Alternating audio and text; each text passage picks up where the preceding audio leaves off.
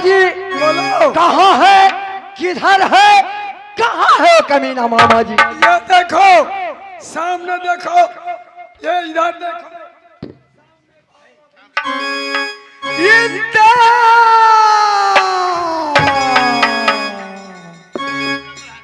ये इंदल, ये उजला है? हाँ हाँ देखो। अब मैं जा रहा मामा जी हूँ, अब मैं जा रहा हूँ। शक्ल पहचानने में नहीं आता, ये सही में बावला बन चुका है। ठीक है, मैं जाकर पूछता हूँ।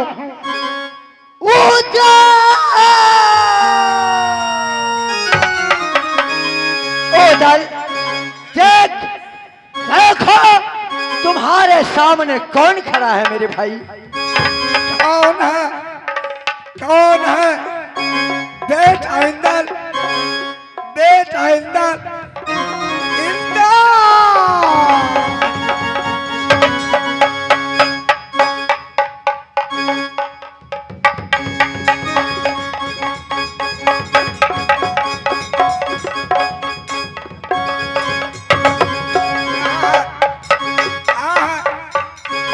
तुम लोग मेरे बेटा इंदल को देखे हो? उजल, देख तुम्हारे सामने कौन खड़ा है? भैया जी हाँ उजल, प्रणाम। खुश रहेंगे, खुश रहेंगे, खुश रहेंगे मेरे भाई। हो ये गप्पा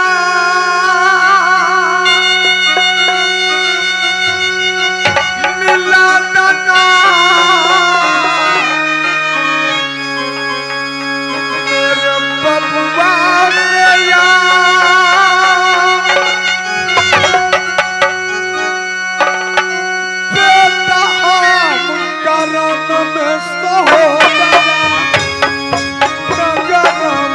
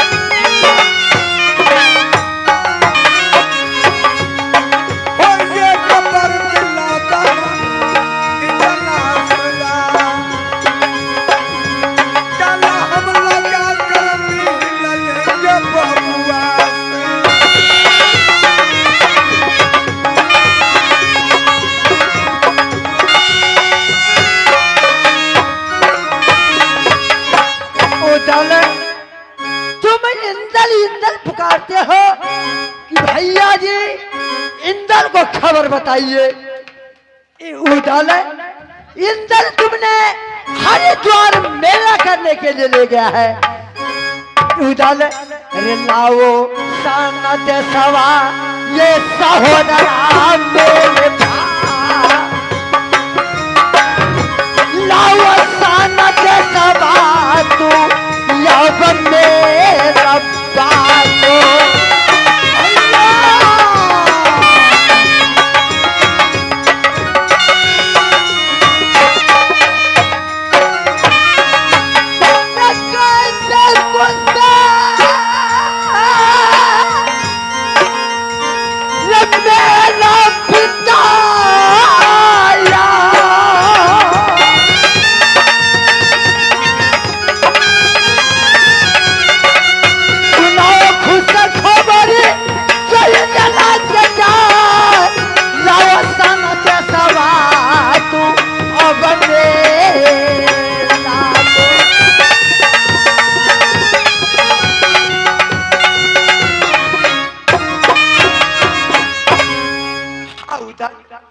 अब तुम मेला को संदेश हरिद्वार मेला करने के लिए तुम और इंदल गया, लेकिन तुम तुम इंदल इंदल पुकारते हो?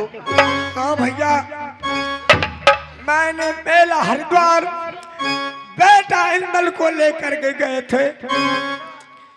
बेटा इंदल तंबक में सो गया। मैंने नदी गंगा में छिझरी खेलने के लिए गए। जब मैं नदी गंगा से झिझरी खेल कर वापस आया, ओ बेटा ये गलौता ना मिला।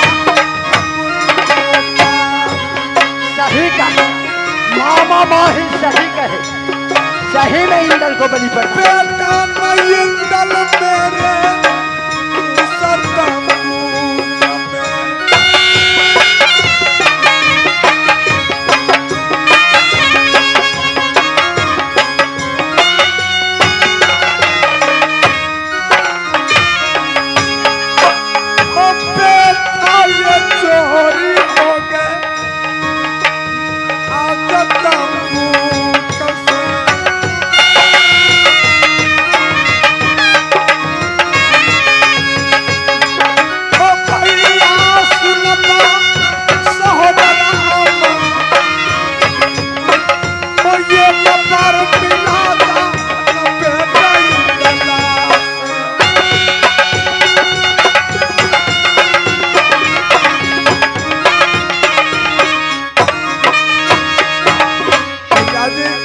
क्या बेटा इंदल राज मोहब्बा में आया है तो एक बार मिला दीजिए ना। उजाले, मैं बार बार तुम्हें कहता हूँ कि इंदल को तुम हरिद्वार मेला करने के लिए ले गया, लेकिन मैं कहाँ से इंदल दूं? लेकिन तुम बता रहा है कि बेटा इंदल तंबू से चोरी हो गया, लेकिन नहीं, तुमने चौरा ब्राह्मण से युद्ध किया और चौरा ब्राह्मण से तुमने सच बोलते हो और माहिल झूठ बोला। नहीं, जब मामा माहिल वो अपने बेटा लगा के कसम खा लिया तो वो झूठ कैसे बोलेंगे? तुम सही में इंदल को बलि प्रदान करके और मुझे विश्वास दिलाने के लिए तुम पागल बन चुका। भैया जी, ये सारे बातें झूठ है। मैं अपने बेटा इंदल को बलि प्रदान कैसे करूंगा? बलि प्रदान नहीं किया तो माहिल सिंह झूठ बोला? हाँ भैया। नहीं, जब वो अपने बेटा लगा करके कसम खा गया तो मैं कैसे समझूंगा कि माहिल सिंह झूठ बोला? भैया जी, मामा माहिल सिंह ओरियल निवासी आपको सारे बातें झूठ बोलकर बहकावा में दे दिए। भैया, मैं बार बार कहता हूँ, मैं उसे बात को पालन नहीं करते थे। जब वो अपने बेटा लगा करके कसम खा लिया तो मुझे क्या ऐसे नहीं विश्वास होगा? भैया, मैंने अपने बेटा इंदल को बलि प्रदान कर दिया हूँ ना।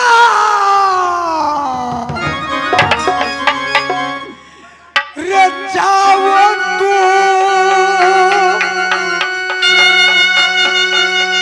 माहिल रे, उरिया लगा धप्पा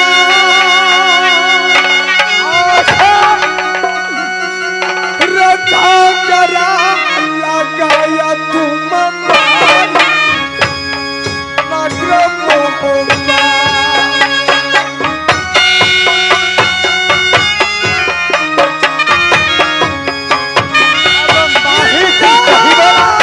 तो मामा को गाली दे रहा है।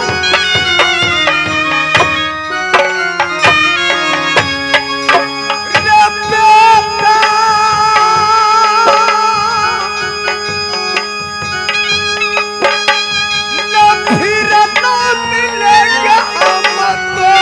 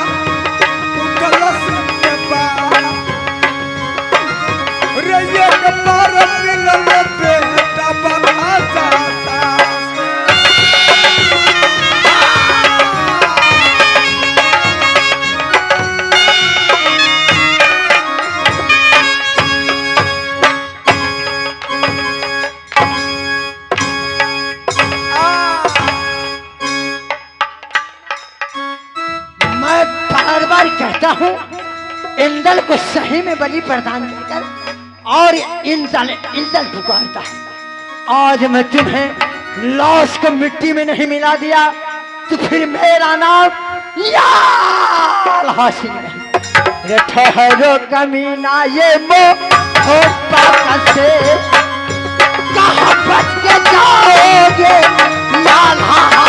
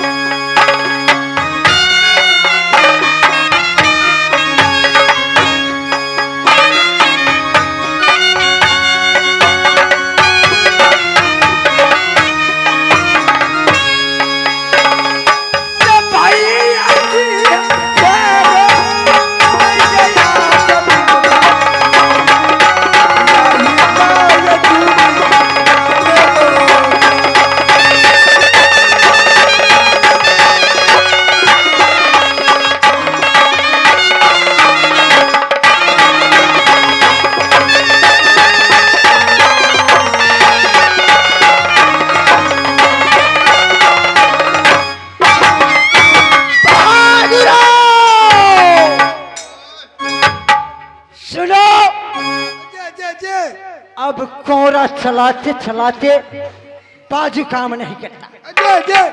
जाओ कारखारी जो तो और यशी कोट रणवासी है वो काट करके ले आओ साहिब और इस कमीना को बदन पर तोड़ दो। रे सहजे मरेगा कायर रहेगी न पासाये बाजे की परमसी।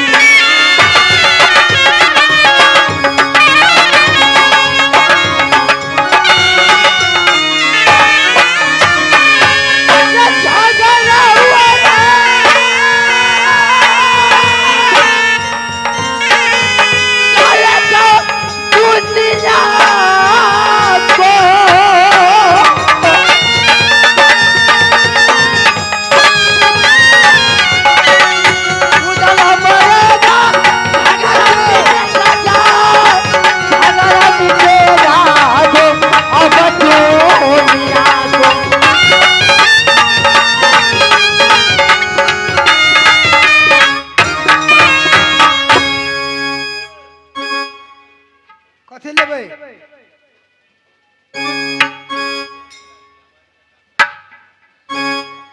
ओह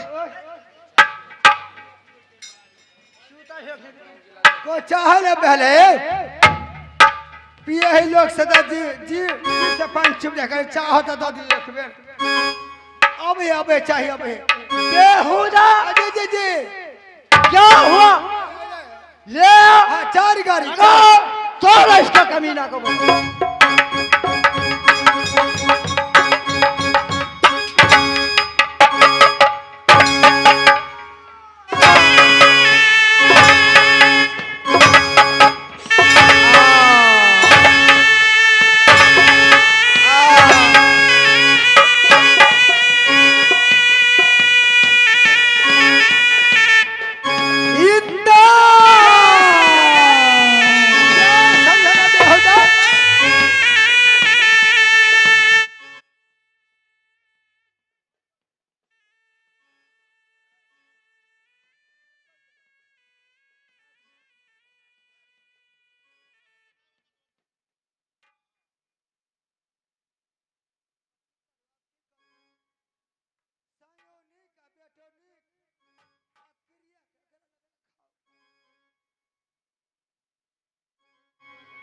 जी जी कहाँ है मेरे बेटा इंदल?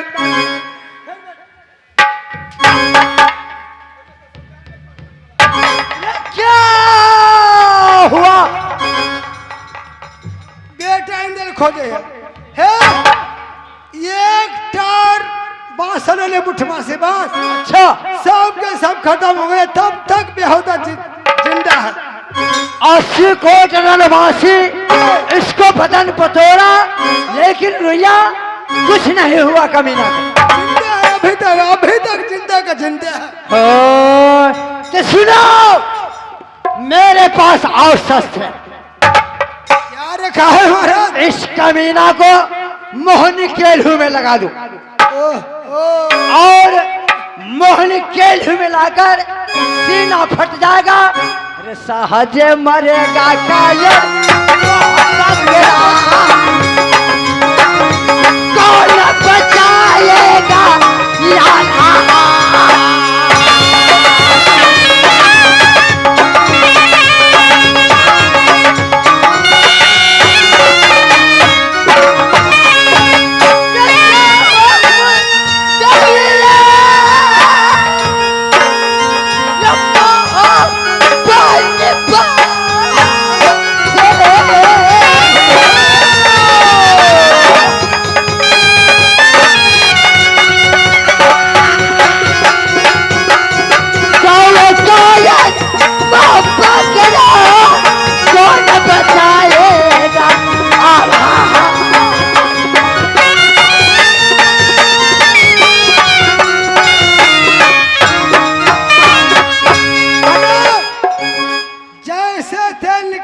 सरसों का पेरता है तेल निकलता है वो इससे बेहुदा के पेड़ के रख देगा।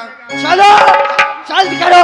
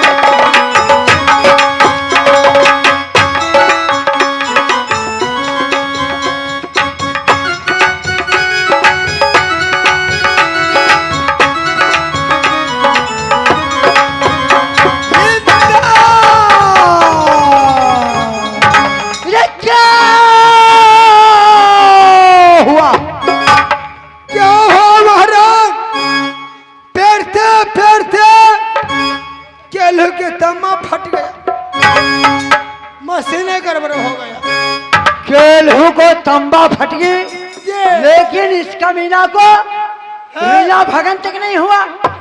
टुकुर टुकुर देखते हैं तो सुनो मेरे पास और शस्त्र है। क्या है, क्या है? अब जाओ, गंजगामनी हाथी है, उसे बुला कर ले जाओ अजय, और कमीना को सीना पर पांव रखेगा, सीना फट जाएगा, कमीना